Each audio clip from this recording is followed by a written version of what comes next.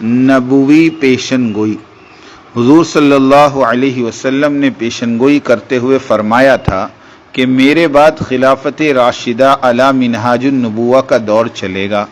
پھر منصف بادشاہوں کا دور ہوگا، پھر جابر بادشاہوں کا زمانہ رہے گا۔ تم پر ان کی سننا اور ماننا لازم ہے جب تک کہ وہ خلاف شریعت حکم نہ دے۔ صبر اور استقلال سے جمے رہنا، تفرقہ نہ ڈالنا،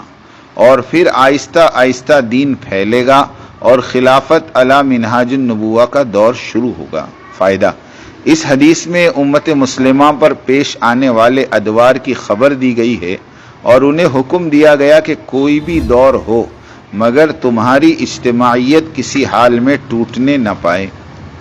دعوت انصاف: حدیث بتا رہی ہے کہ خلافت علی منہاج النبوہ قائم ہوگی، یعنی مسلمانوں میں استعداد، امارت اور خلافت ختم نہیں ہوئی بلکہ جوں کی توں باقی ہے۔ اس حدیث کے مقابلے میں بھائی فاروق بنگلوری اور حضرات دیولا اور لاٹ صاحبان چیخ چیخ کر مسلمانوں کو کہتے ہیں کہ اب مسلمانوں میں امارت کی استعداد ختم ہو چکی ہے، اس لیے شورائیت قائم کی جائے۔ اب ہم تمام مسلمانوں کو دعوت انصاف دیتے ہوئے یہ فیصلہ مسلمانوں پر چھوڑتے ہیں کہ بتلاؤ حدیث نبوی صحیح ہے یا پھر شورائی فتنے کے بزرگ دیولا، لاٹ، فاروق بھائی چپل کی بات صحیح ہے۔ فائدہ: اس حدیث میں بہت ہی اہم امور پر بیان ہوئے ہیں کہ جس کی ہر شق پر سیر حاصل گفتگو کی ضرورت ہے، اور اس میں امت مسلمہ کی اجتماعیت کے جملے امور شامل ہیں، اور اس حدیث میں قیامت تک دی جانے والی دعوت اللہ اور دعوت کے لیے ہدایات اور اسلوب بیان کیے گئے۔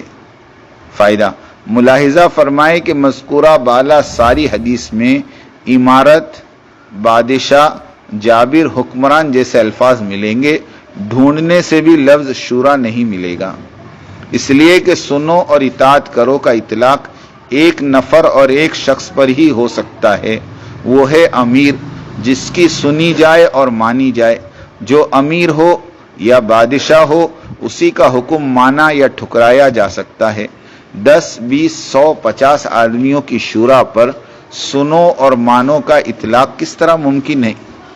نظام الدین سے بھاگا ہوا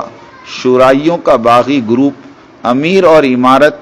امیر کی سننا اور ماننے کے حکم نبوی کو ملیا میٹ کرنے، ختم کرنے اور اس کی جگہ صہیونی طاقتوں کی طرف سے وجود میں لائی جانے والی ورلڈ کاؤنسل یعنی عالمی شورا کو مسلمانوں میں متعارف کرانا، امارت تبلیغی، امارت اسلامی اور امارت مہدی کو امت مسلمہ کے دل و دماغ سے نکال پھینکنا تھا۔ عالمی شورا کے اغراض اور مقاصد: پہلے مرکز نظام الدین اور اس کی مرکزیت کو ختم کرو، دوسرے نمبر پر پھر اس کے امیر اور امارت کو معزول کرو، پھر نمبر 3 شورا کے چند افراد کی اطاعت کرائی جائے، نمبر 4 پھر ان میں بھی پھوٹ ڈال کر چلتی پھرتی دعوت و تبلیغ کا گلا دبا دیا جائے، نمبر 5 اور اس طرح سے دین اور اسلام کو ختم کیا جائے۔ یہ اتنی گھناؤنی سازش تھی کہ اس کے مقابلے میں تاتار اور چنگیزی سیاست بھی کچھ حیثیت نہیں رکھتی۔ اللہ اس عالمی شورا کا بیڑا غرق کرے اور اس کے محرکین کو نیست و نابود کرے، آمین۔